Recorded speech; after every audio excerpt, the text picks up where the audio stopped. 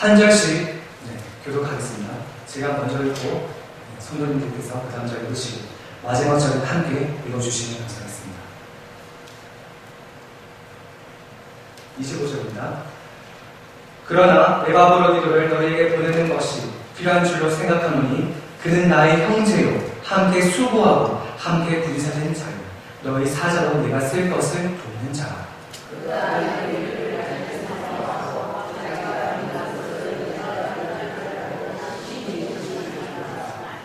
그가 병들어 죽게 되었으나 하나님이 그를 긍휼히 여기셨고 그뿐 아니라 또 나를 긍휼히 여기사 내 근심 위에 근심을 면하게 하셨느니라.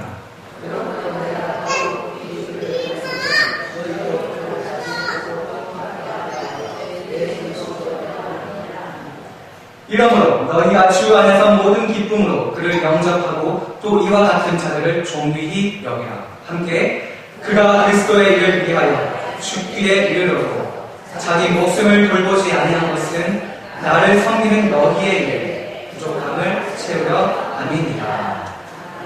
아멘.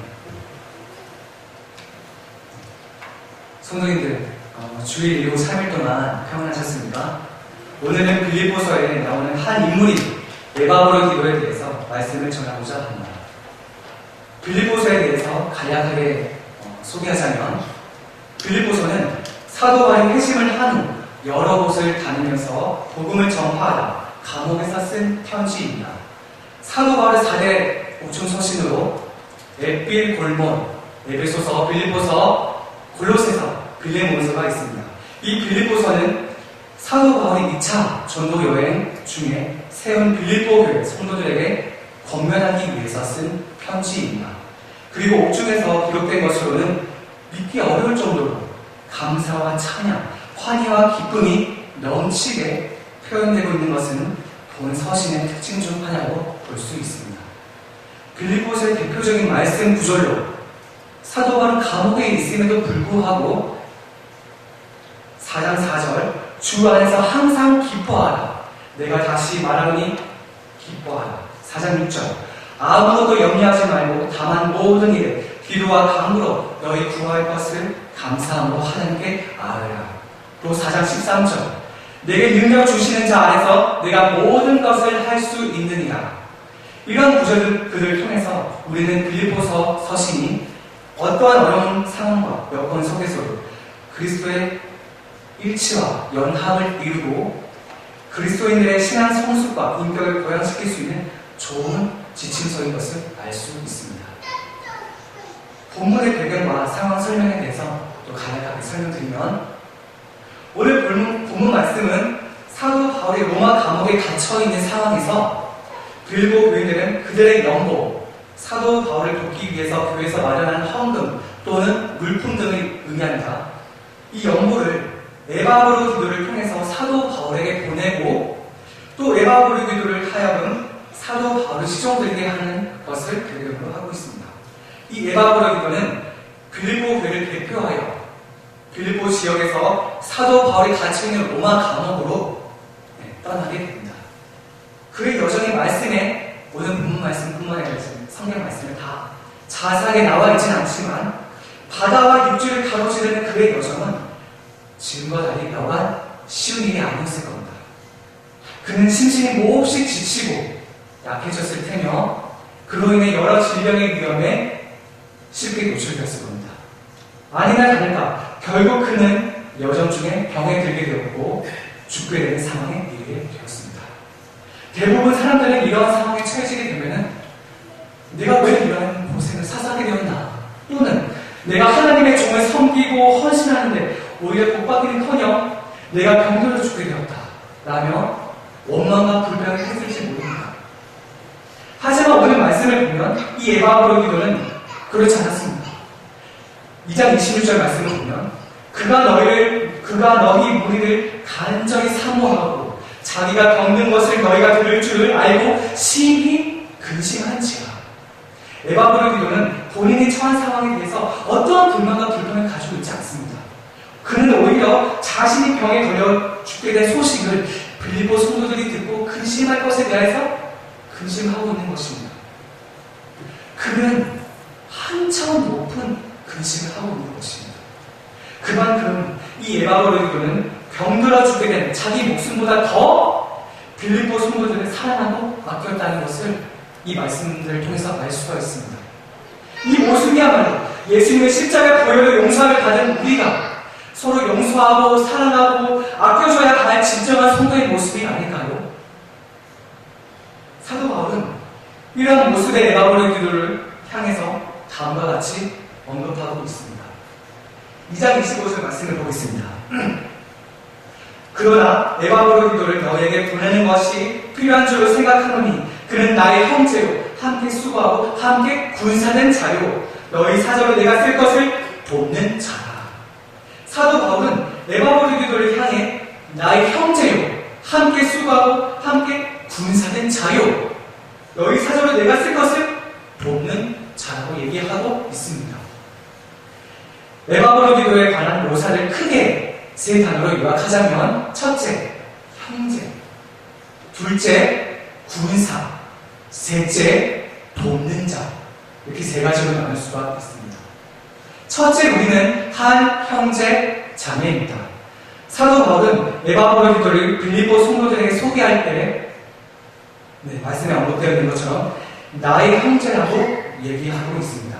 우리가 여기서 받을 수 있는 교훈은 비록 우리 믿는 그리스도인들 서로 친형제, 친자매는 아니지만 앞으로 영원한 천국 백성이 될 하나님의 자녀들인 것입니다. 작년 가을에 차 모태런트가 친자 소송에 휘말리게 된 것을 각종 언론을 통해서 들으셨을 겁니다. 사실이든 사실이 아니든 간에 꽤나 충격적인 소식이었습니다. 언론의 뉴스가 뜬 당일날 진위 여부는 차 모태런트의 친한데 아니라고 밝혀졌습니다. 하지만 더 놀라운 것은 차 모태런트의 말이었습니다. 내 아들은 가슴으로 낳은 아들이다.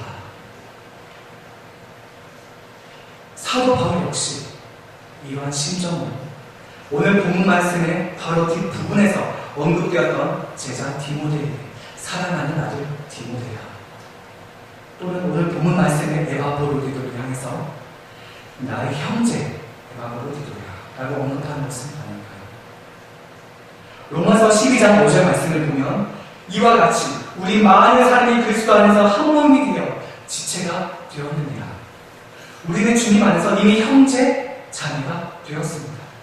성령님께서 이미 우리가 다 같은 하나님의 자녀인 것을 보증해 주시고 인쳐 주셨습니다.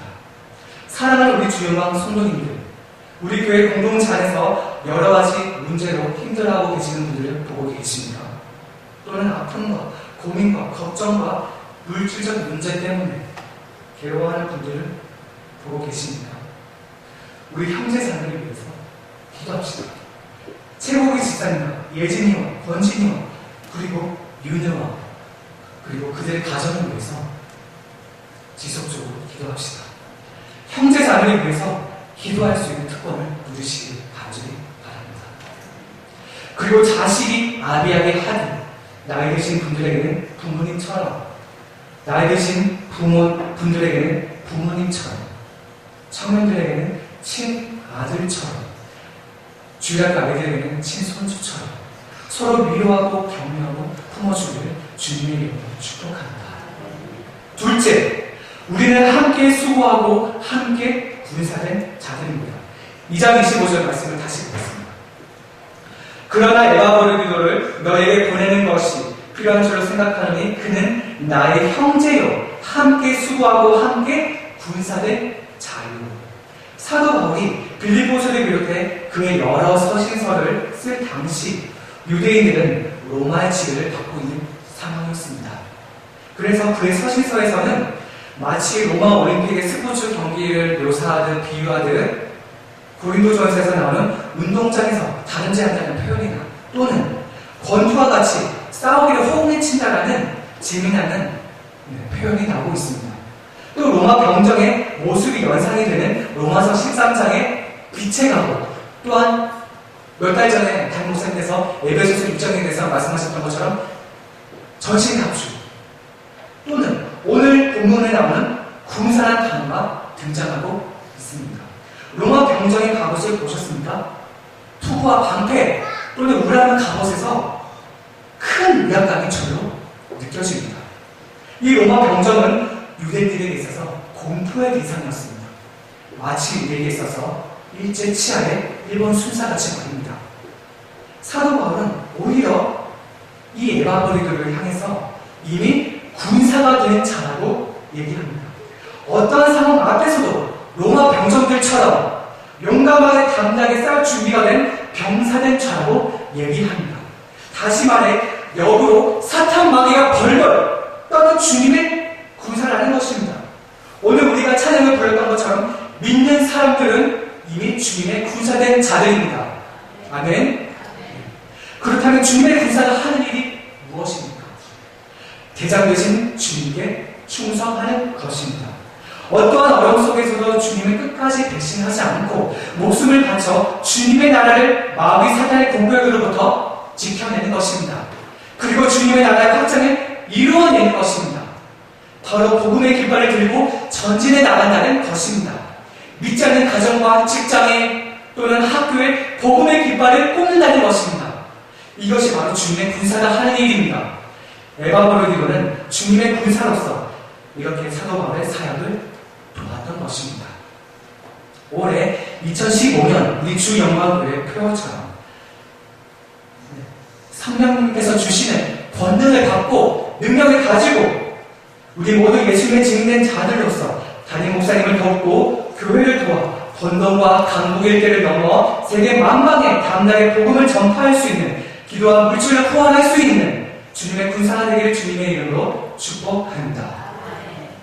잠시 제가 학창시절 때 참 재미있게 본 영화를 소개할까 합니다.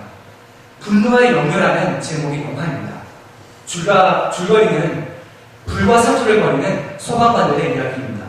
어느 날 큰 건물에 불이 나게 되었고 수많은 소방관들이 그 건물로 불을 진압하기 위해서 들어가게 됩니다. 불을 끄다가 갑자기 바닥이 무너지게 되었습니다. 그래서 한 두 명의 소방관이 한 소방관은 떨어지면서 다른 소방관의 손을 붙잡은 채 의지하고 있습니다.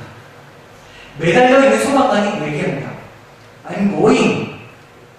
무력하지만 그만 가게 내버려도 우리 둘 다 밑에, 목숨 밑에 조심. 그렇게 얘기하고 있습니다. 그런데 붙잡아 주고 있는 다른 한 소방관이 얘기합니다. You go, we go. 네가 가면 우리도 간다. 하나님 나라를 확장하는 것, 복음 전하는 일은 나 혼자 감당할 수가 없습니다. 예수님께서 제자를 파송하실 때 두루씩 짝을 지어 보내주셨던 것처럼 우리는 함께 해야 비로소 잘 감당할 수가 있습니다. 네가 가면 우리도 간다. 어떤 불길 속이라도 함께 간다. 소방관처럼 군사처럼 대장 대신 우리 예수님을 모시고 군사된 성도들로서 서로 붙잡고 복음을 걸고 함께 담대히 나아가기를 주님의 이름으로 축복합니다. 셋째, 우리는 서로 쓸 것을 돕는 자입니다. 사도 바울은 에바브로디도를 향해서 너희 사자로 날 쓸 것을 돕는 자라고 얘기하고 있습니다. 2장 25절 말씀을 다시 한번 보겠습니다. 그러나 에바브로디도를 너희에게 보내는 것이 필요한 줄로 생각하노니 그는 나의 형제요 함께 수고하고 함께 군사된 자요 너희 사자로 내가 쓸 것을 돕는 자라. 아멘. 에바브로디도는 빌보 교회의 사자로 대표로 그들의 연고를 가지고 사도 바울이 갇혀있는 로마 감옥에 와 있습니다. 빌보 교회는 사도 바울의 감옥에 갇히기 이전부터 사도 바울에게 필요한 물품과 돈을 후원했습니다. 지금의 교도소와는 달리 로마 시대 때의 감옥은 정말 우리가 상상할 수가 없을 정도로 열악했습니다. 냉난방도 되지 않죠. 쥐도 우글우글되죠. 또한 습기가 가득 차 있고 어둡고 먹을 것도 정말 시원찮았을 겁니다. 사도행전 2장과 4장을 보면 초대교회 성도들이 자기의 것들을 함께 나눠 쓰는 유무상통에 대해서 말씀이 나와 있습니다. 남을 분분히 여기는 마음이 없이는 내 것을 남에게 나눠주기가 참으로 쉽지가 않습니다.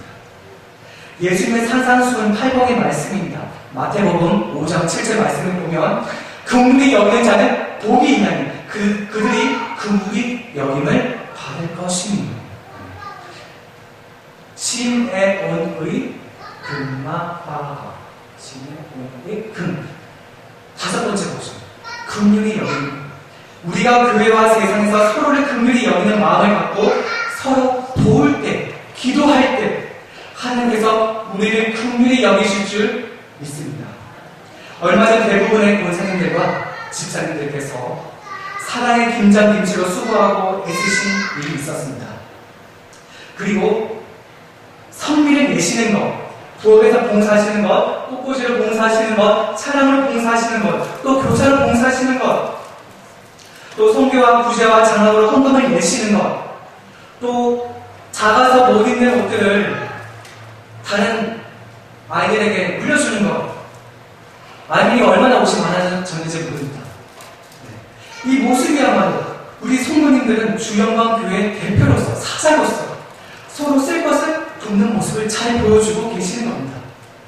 그리고 사도 바울은 빌립보 교회 성도들에게 이러한 본이 되었던 에바브로디도를 그들이 어떻게 대해야 하는지 권면하고 있습니다. 2장 29절 말씀을 보겠습니다. 이러므로 너희가 주 안에서 모든 기쁨으로 그를 영접하고 또 이와 같은 자들을 존귀히 여기라.